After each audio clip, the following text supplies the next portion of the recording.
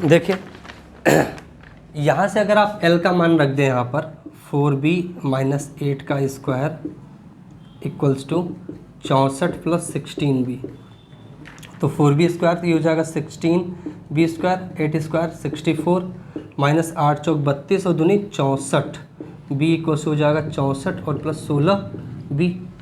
देखिए 64 से ये 64 कट जाएगा, ये 16b स्क्वायर इधर बचेगा और इधर आपका ऋण 64 है तो इधर चला जाएगा, तो 16 और 64 जुड़ के 80b हो जाएगा। देखिए b तो आप जीरो नहीं हो सकता तो b को आप काट सकते हो, 16 25 80 5 बारी में ये चला गया, एक b से ये b कट गया पूरा, तो b बराबर कितना आ गया 5 आ गया। b का मान अगर 5 आ गया तो यहाँ पर रख दो, तो 4 5 20 माइनस 8, तो l का मान कितना आ जाएगा 12।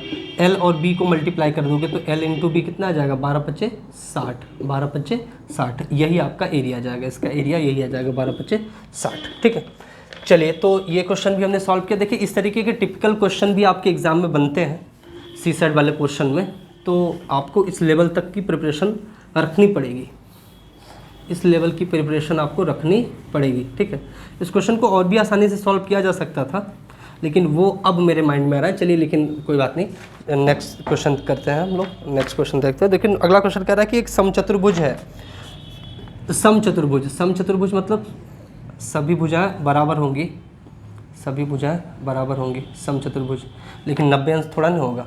ठीक है, आमने सामने की भुजाएं समान, तो समचतुर्भुज है। समचतुर्भुज के जो विकर्ण होते हैं वो बराबर नहीं होते लेकिन 90 पर काटते हैं, बराबर नहीं होते लेकिन 90 पर काटते हैं। तो ये d1/2 याद है ना वो वाली चीज़ें, d2/2, ये आपकी d2/2, ये आपका d1/2। ठीक है, ये 90 डिग्री पे होता था।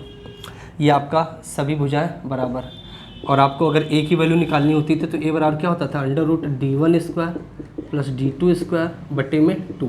अब देखते हैं कि पूछ क्या रहा है, दिया क्या है।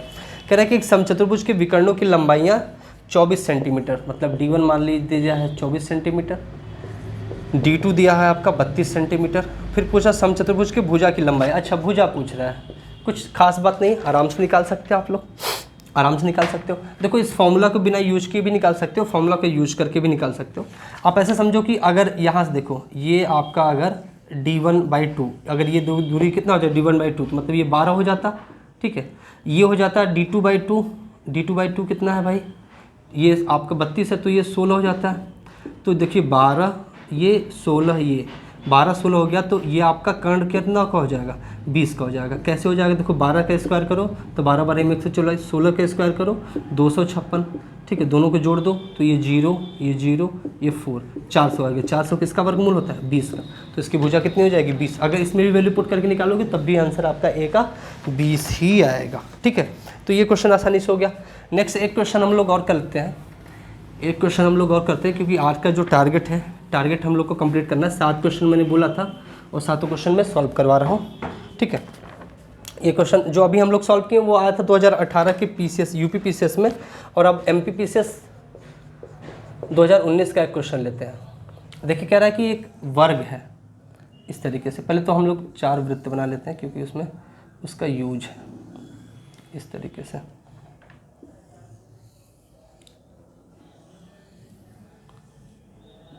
सटा है ये, आप ऐसे मान लीजिए। ठीक है,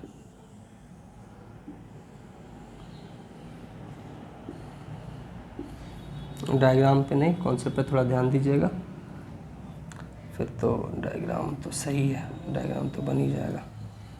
इस तरीके से मान लीजिए, ठीक है, इस तरीके से कह रहा है कि जैसा कि नीचे चित्र में दिखाया गया है, 4 समान सिक्कों को एक वर्ग में रखा जाता है। प्रत्येक सिक्के के लिए क्षेत्रफल और परिधि का अनुपात, जो क्षेत्रफल अनुपात परिधि है, ठीक है, क्षेत्रफल और परिधि का अनुपात परिधि से क्षेत्रफल के अनुपात के बराबर है, परिधि से क्षेत्रफल के अनुपात के बराबर है। वर्ग के उस क्षेत्रफल को प्राप्त करें जो सिक्कों से ढका नहीं है। तो जो सिक्कों से ढका नहीं है मतलब ये पोर्शन, ठीक है, जो सिक्कों से ढका नहीं है, जो सिक्कों से ढका नहीं है उस वाले पोर्शन को आपको, उस वाले पोर्शन के एरिया को निकालना है। जो सिक्कों से ढका नहीं है उस एरिया को आपको कैलकुलेट करना है, ये एरिया आपको कैलकुलेट करना है। तो आप लोग ये करिए कि वर्ग का पूरा क्षेत्रफल निकाल लीजिए, उसमें से चारों वृत्तों का क्षेत्रफल घटा दीजिए, वही आपका आंसर हो जाएगा। लेकिन सबसे बड़ी समस्या है कि चारों वृत्तों का क्षेत्रफल होगा कितना, या वृत्त का क्षेत्रफल या वर्ग का क्षेत्रफल आएगा कैसे, ये देखते हैं। देखिए वृत्त के लिए, सिक्कों के लिए कह रहा है कि जो क्षेत्रफल और परिधि का अनुपात है, देखिए जो क्षेत्रफल और परिधि का, तो एरिया बटे में पेरीमीटर, इसको सी मान लेते हैं, पी मान लेते हैं मान लीजिए, या सरकमफेरेंस है तो सी मान लेते हैं, सरकमफेरेंस बटे में एरिया, ठीक है। तो यहाँ से ए स्क्वायर बराबर हो जाएगा सी स्क्वायर। वृत्त की क्षेत्रफल कितना होता है, पाई आर स्क्वायर होता है, पाई आर स्क्वायर का स्क्वायर बराबर कितना हो जाएगा ये, या फिर इसका स्क्वायर है तो ए बराबर सी भी इसको लिख सकते हो, ए बराबर सी। तो वृत्त का क्षेत्रफल होता है पाई आर स्क्वायर और वृत्त की जो परिधि होती है वो 2 पाई आर, ठीक है। तो देखो पाई से ये पाई कैंसिल हो गया, आर से ये आर कैंसिल हो गया, तो आर बराबर हो गया 2, आर का मान कितना आ गया 2, मतलब इसका जो त्रिज्या आ गई वो 2 आ गई। तो देखो त्रिज्या 2 हो गई, तो यह पूरी दूरी कितनी हो जाएगी, देखो ये 2 है तो ये पूरा, ये भी 2 है, ये 2 ये 2, तो टोटल ये जो वृत्त का भुजा हो गया वो 8 सेंटीमीटर का हो गया कि नहीं, या 8 यूनिट का हो गया, 4 4 8 यूनिट का, तो ये भी आपका 8 यूनिट का हो गया, ठीक है। ये आपके 8 यूनिट का हो गया। तो वर्ग का क्षेत्रफल अगर देखा जाए टोटल तो 8 स्क्वायर हो गया, 8 स्क्वायर।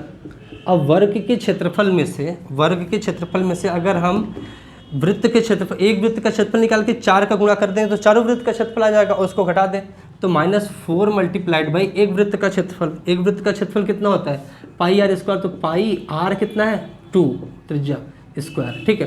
तो इसको लिखना चाहो तो ये 8 × 64 माइनस 4 मल्टीप्लाइड बाई ये 2 का स्क्वायर 4 पाई, ठीक है, या ये 64 माइनस ये 4 चौके 16 पाई। यहाँ से आप क्या कर सकते हो, 16 कॉमन ले लो, 16 कॉमन ले लोगे तो यहाँ बचेगा 4 और यहाँ बचेगा पाई, यही आपका आंसर आ जाएगा 16 4 माइनस पाई। ये आपका ऑप्शन में है भी, ठीक है। तो इस क्वेश्चन को भी हम लोगों ने इस तरीके से सॉल्व किया, ठीक है। इस वीडियो में इतना ही, 7 क्वेश्चन हमने सॉल्व कराए, और साथ ही साथ मैंने आपको समबाहु त्रिभुज के बारे में थोड़ी चर्चा की थी, फिर समकोण त्रिभुज के बारे में चर्चा की थी, फिर त्रिभुजों चतुर्भुजों के प्रकार पे चर्चा की थी, ठीक है। अगले वीडियो में मिलते हैं, तब तक के लिए धन्यवाद।